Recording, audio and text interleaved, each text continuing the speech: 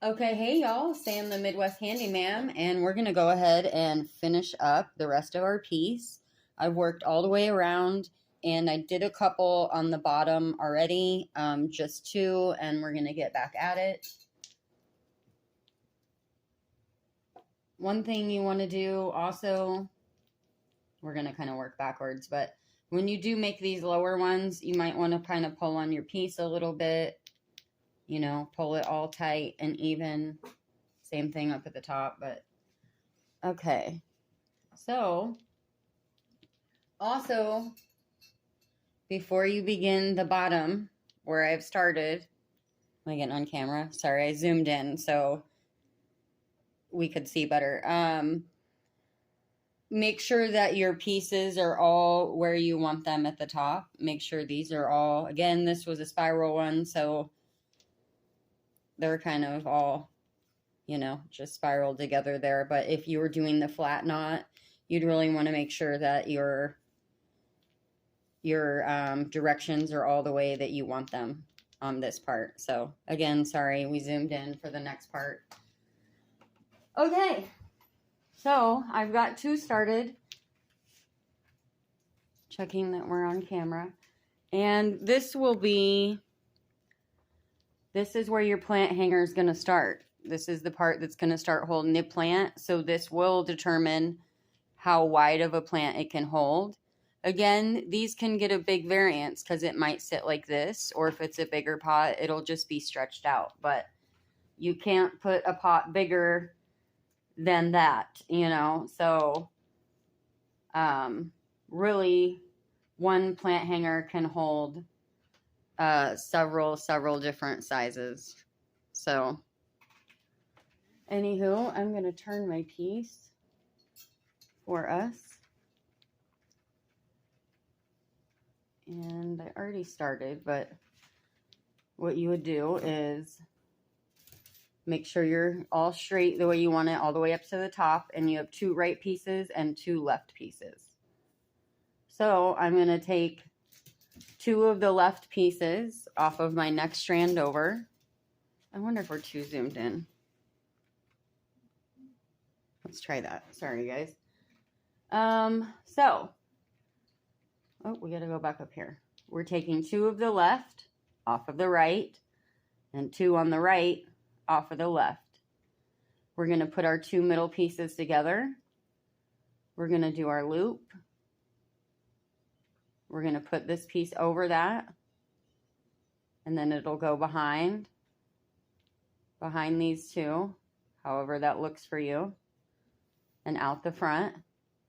I'm going to pull it down. I got lucky. They're very lined up.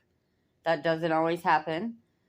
And then since we're doing the flat knot this time, because we're just doing two, we're going to take the other side. So we're going to go from the left and go over the front. This one goes over, back behind, and out through. So basically everything you did up at the top, you were all going the same direction. To lie them flat, you switch sides. So I will turn it. I will take two from the right. Make sure I'm still lined up at the top. When you're connecting, see, now I'm going to bring both my sides together. So you'll want to make sure that everything is facing the direction that you want it up there so that it's going to look nice. And let's see. I might want to hold these like this. They were kind of laying like that. But I think for me on this one, I want it to come out this way. So you'll figure it out as you go. I've definitely had some twisted pieces I've had to redo. So we'll hold our two center pieces together, over the right, behind. These look like I may have to adjust them a little bit. I was a little too happy about them being even. Okay, and then we'll go from the left over. This one goes in front of it, then behind, out the back.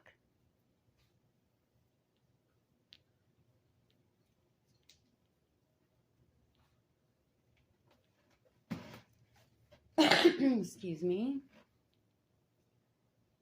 So these two look even.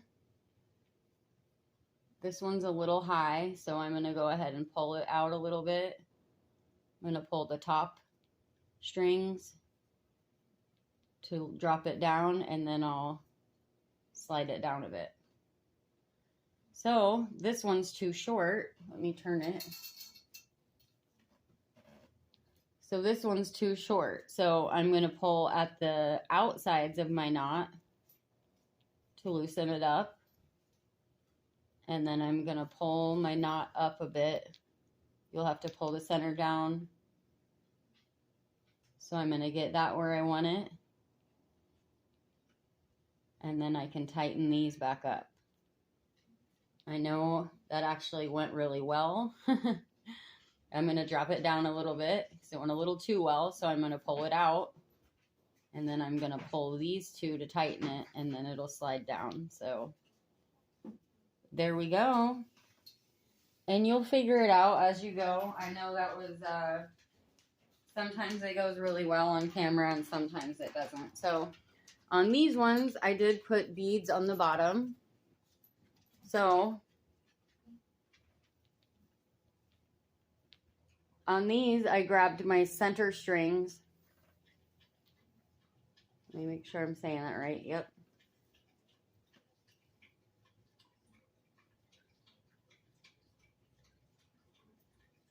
I'm going to feed my bead.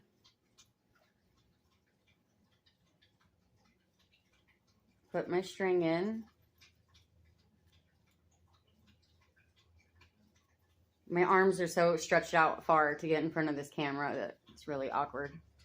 I'm going to pull it down so that I'm more towards the end of my string. It's just more helpful. Less you have to pull through. So sometimes I'll slide it down a bit more.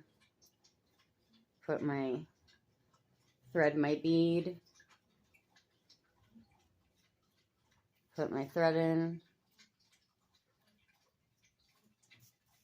So if you're using a bunch of different size beads, this is good for your smaller beads to go on the bottom. So I'll just shove that under there. When we get the plant on it, it can go either way.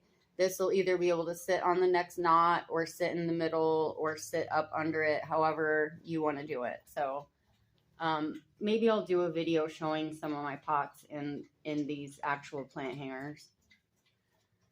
So I'm going to work my way around and I'm going to put my 4 beads on, and then I'm not going to make you sit through all that. So I will come back and then we'll loop the rest of them together and keep going.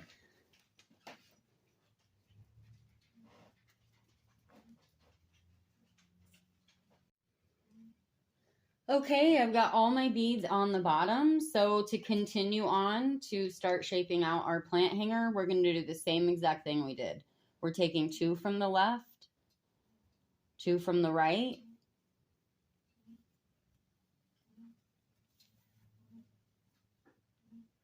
I like these to be pretty even. Then we're going to go from the left over to the right over and behind, out and through.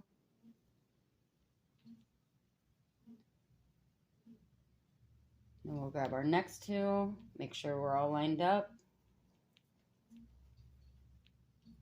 Make sure we're not twisted in that bead there.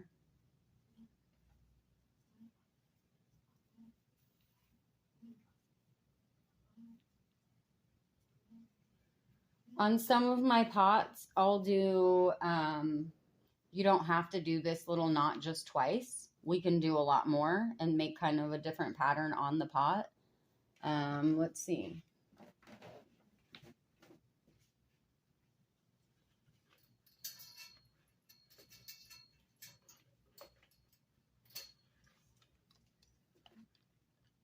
For example, so you can get more of a wider base on your pot. Sometimes I do it for taller pots.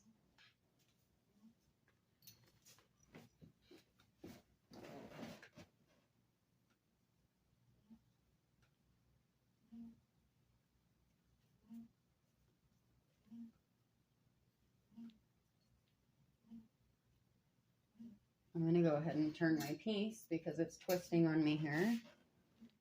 And let's see. 2 from the right, 2 from the left.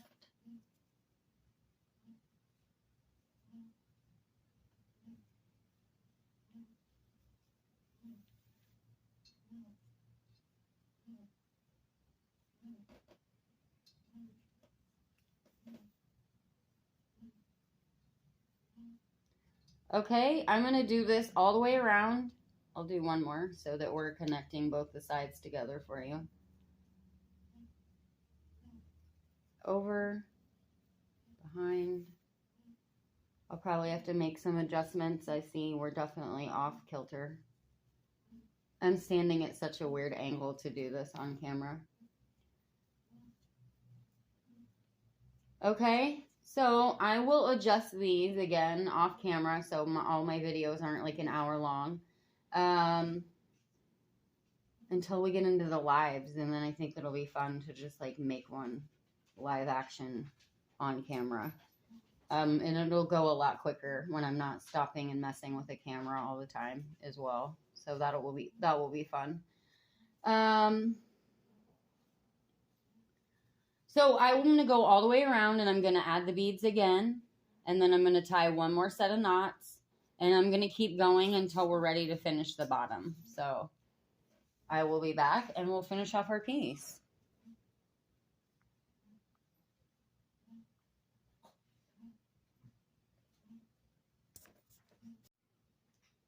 Okay, I thought I'd do a 30-second check-in just in case this was like absolutely your first time. So when I left off, I placed all those beads. I connected all my bottom ones. And then I placed my second bead, my second row of beads. I think I jumped back one, didn't I? I placed my row of beads, and then I connected them all again at the bottom. So I have 3 connections going here.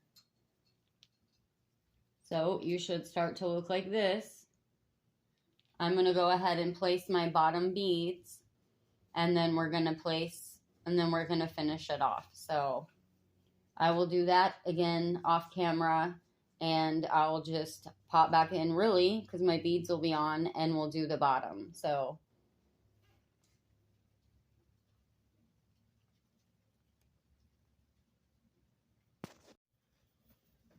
okay, so we are almost all done. We're going to do the exact same thing we did at the top. We're going to take a piece of string. We're going to make a loop like this. And we're going to start wrapping around.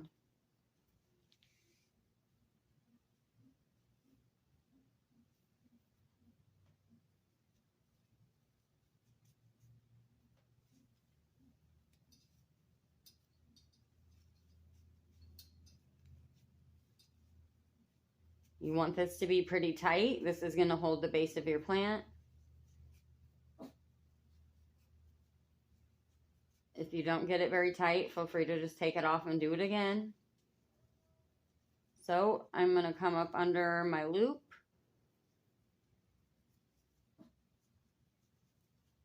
I'm going to pull up on the top string until it gets taut. I'm going to give them both just a little bit of a pull. And then I'm going to pull that knot halfway up into the other one. And then you can just trim these off. You will be able to slide this up and down a little bit to give you a little bit of leeway, depending on what size pot you're putting in there. You won't get a whole bunch, just so you know. You don't want to keep moving it over and over again, but you can get a little leeway. We'll trim these off. I'll check out my camera angle.